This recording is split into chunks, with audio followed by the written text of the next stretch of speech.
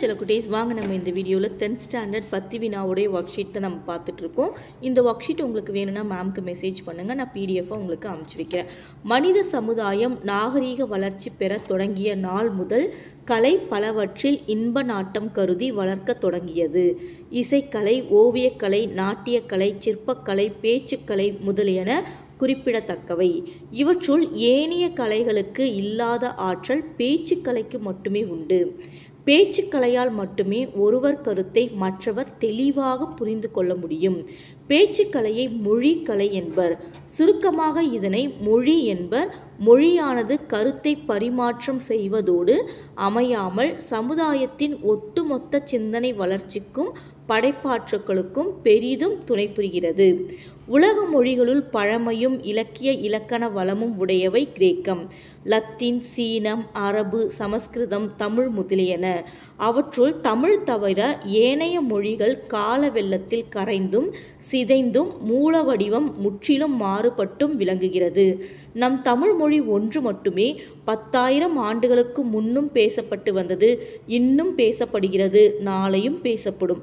இத்தன்மை நம் தமிழ் மொழிக்கு மட்டுமே அமைந்த தனிப்பண்பு எனலாம். தமிழை செம்மொழி ஆக்கிய நாம் அதனை செல்வ மொழியாக்கவும் ஆக்குதல் வேண்டும். பிற துறை அறிவு எல்லாம் தமிழில் உருவாக்க வேண்டும். நம் சந்ததியினர் அவற்றை படிக்க வேண்டும். அவர்கள் எதிர்காலத்தில் வணிகத்துறையை எட்டி பிடிக்க வேண்டும். வாழ்க தமிழ், வளர்க தமிழ்நாடு. ரொம்ப அருமையான ஒரு பேராகிராஃப் இல்லையா? மனித சமுதாயம் நாகரீக வளர்ச்சி பெற்ற காலத்தில் உருவாகிய கலைகள் என்னென்ன அப்படின்னு கேட்குறாங்க. மனித சமுதாயம் நாகரிக வளர்ச்சி பெற தொடங்கிய நாள் முதல் கலை பலவற்றில் இன்ப நாட்டம் கருதி வளர்க்க தொடங்கியது. இசைக்கலை, ஓவியக்கலை, நாட்டியக்கலை அப்படின்னு இருக்காங்க. இசை, ஓவியம், நாட்டியம். இசை, ஓவியம், நாட்டியம் எங்கே இருக்குன்னு பாருங்க. இந்த முதல் தான் இசை, சிற்பம், நாட்டியம். ஏன் சொல்கிறேன்னு கேட்டிங்கன்னா, இங்கே விளையாட்டு கிடையாது, நாடகம் கிடையாது, தெருக்கூத்தெல்லாம் அதுக்கப்புறம் தான் வந்துச்சு.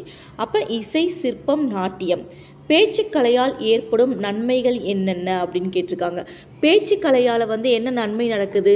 பேச்சுக்கலை மட்டுமே ஒருத்தருடைய கருத்தை இன்னொருத்தருக்கு நம்ம சொல்ல வைக்க முடியுது. அப்போ ஒருவர் கருத்தை மற்றவர் தெளிவாக புரிந்து கொள்ளல், அதுதான் பேச்சுக்கலைக்கு உண்டான சிறப்பு. பேச்சுக்கலைக்கு வேறு பெயர் என்ன? இங்கே பாருங்கள், இங்கே இருக்கு பாருங்கள். பேச்சுக்கலையை மொழிக்கலை என்பர். அப்போ பேச்சுக்கலையுடைய இன்னொரு பெயர் என்னது? மொழிக்கலை. இது இருக்கு பாருங்கள், மொழிக்கலை. மூல வடிவம் முற்றிலும் மாறுபட்டு விளங்குகின்ற மொழி எது அப்படின்னு கேட்டிருக்காங்க. பழமையான மொழிகள் எதுன்னு கேட்டிங்கன்னா, கிரேக்கம், லத்தீன், சீனம், அரபு, சமஸ்கிருதம், தமிழ். இதில் தமிழ் மட்டும்தான் அப்படியே இருக்குது, மற்றதெல்லாம் மூல வடிவம் மாறிடுச்சு அப்படின்றாங்க. அப்போ மேலே தமிழ் இருக்குது, ஆங்கிலம் இருக்குது, சமஸ்கிருதம், ஹிந்தி அது அப்படின்னு சொல்லி கொடுத்துருக்காங்க. அப்போ ஆங்கிலம், ஹிந்தின்ற வார்த்தை மேலே இல்லை, தமிழும் சமஸ்கிருதமும் இருக்குது. அப்போ தமிழ் அப்படியே இருக்குது, மாறுபட்டு விளங்குகின்ற மொழி என்னது? சமஸ்கிருதம். தமிழ் சமுதாயத்தின் ஒட்டுமொத்த சிந்தனை வளர்ச்சியையும் படைப்பாற்றலுக்கும் பெரிதும் துணை புரிவது எதுன்னு கேட்டிங்கன்னா, இங்கே பாருங்கள், மொழியானது கருத்தை பரிமாற்றம் செய்வதோடு அமையாமல் சமுதாயத்தின் ஒட்டுமொத்த சிந்தனை வளர்ச்சிக்கும் படைப்பாற்றலுக்கும் பெரிதும் துணை புரிகிறது அப்படின்னு சொல்கிறாங்க. அப்போ மொழி நம்ம கருத்தை மற்றவர்களுக்கு சொல்கிறது மட்டும் இல்லாமல் சமுதாயத்தின் ஒட்டுமொத்த சிந்தனை வளர்ச்சியையும் படைப்பாற்றலையும் பெருக்குது அப்படின்னு சொல்கிறாங்க. அப்போ மொழியியல் தான் இதற்கான சரியான விடை. ஓகே செல்ல குட்டீஸ், நம்ம நெக்ஸ்ட் வீடியோவில் பார்க்கலாம். தேங்க்யூ.